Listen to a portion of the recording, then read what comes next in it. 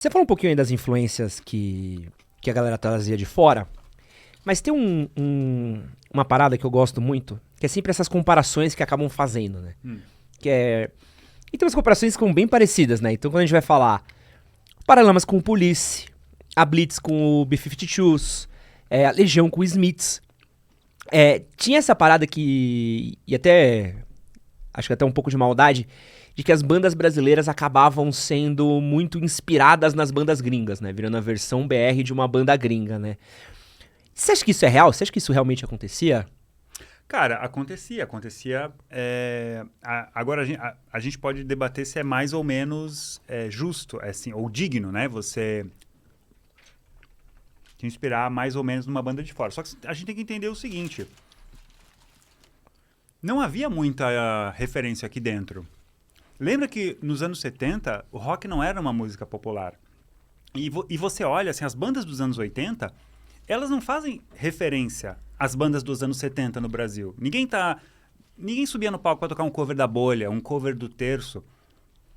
E nos anos 70 era uma coisa muito parecida, assim.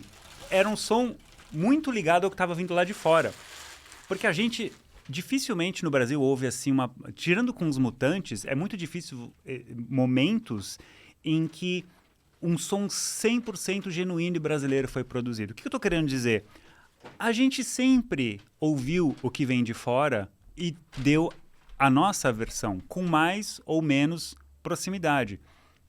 Então, assim, naquela época, a febre da New Wave e do pós-punk que estavam rolando, cara, era Smiths, era o B-52s, era o... Quem mais que você falou? O Police. Aquilo era o que estava rolando. Em maior ou menor grau, sim, as bandas copiaram. Agora, algumas conseguiram adquirir identidade e outras não. Não, Paralamas... O Paralamas é um caso muito interessante. Eles, no começo, ficaram muito associados ao Police, né? A Police brasileira. Muito bem. Uma vez eles receberam uma crítica, ainda no começo, ali 83, 84, do Maurício Cubruzli. Maurício Cubruzli era crítico musical. Que legal. Ele escrevia no JB, no Rio. Cara, ele detonou os Paralamas. Falou, velho, vocês não são o Police. Falou, o Herbert não é o Andy Summers. O Baroni não é o Stuart Copeland. Não, entendeu? Destruiu, cara. Essa e outras críticas colocaram na cabeça deles o seguinte: a gente precisa adquirir vida própria. Então, assim, no começo os Paralamas copiavam o Police? Sim. Eles tinham poucas referências. Eles eram moleques, assim, eles eram imaturos, assim, musicalmente falando. Se eles tivessem continuado copiando o Police, provavelmente eles iam morrer. Iam cair no esquecimento, ninguém mais ia lembrar deles. Mas a virtude dos Paralamas foi em ter, a partir desse primeiro momento em que eles se apoiam mais, não só no Police, mas também no ska, em música da América Central, assim, né? Ska. Seria música inglesa, rock inglês também. Mas foi ter buscado outras referências ao longo do tempo. Aí eles vão buscar na música africana. Aí eles vão fazer...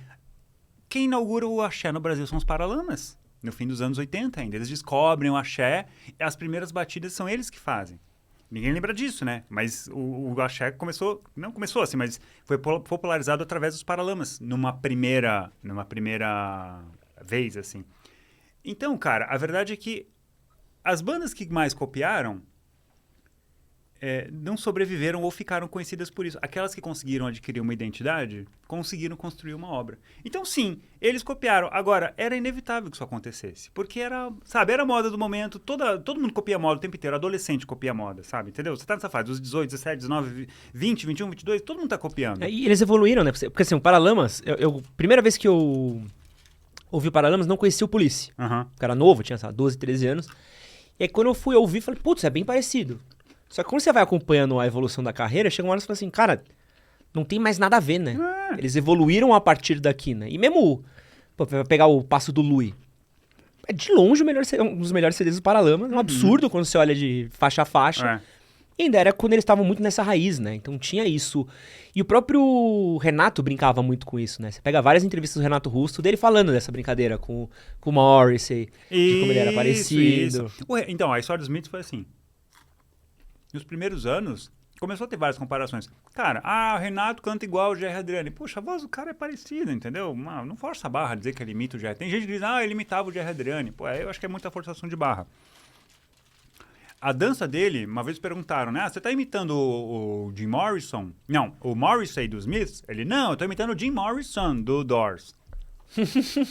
Cara, sei lá também. Mas assim, o Renato, sim, ele não só na sonoridade das músicas, e assim, algumas músicas são parecidas com os Smiths. Às vezes pegar Tempo Perdido, ou Quase Sem Querer, isso é Smiths, tá, mas vamos olhar para 103 músicas da discografia. Não é, entendeu? Então, também não dá para pegar a exceção e transformar na regra, né?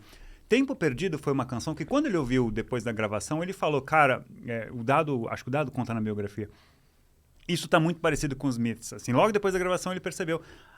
Pode ser também irracional não, como é que é o nome? Intuitivo, assim, sabe? Você tá buscando aquilo ali, sabe? E aconteceu, mas depois vamos buscar uma outra coisa. Então, eu não enxergo isso como um problema, sabe? Copiam demais. Quem copiou mais, a gente não lembra mais. Assim. Quem teve mais personalidade foram as bandas que conseguiram perdurar. Esse que você acabou de assistir foi um corte do nosso podcast sobre rock nacional. Para você assistir o episódio completo, clica aqui do lado. Vou deixar também um outro corte que com certeza você vai gostar. E não esquece de se inscrever no nosso canal. Valeu!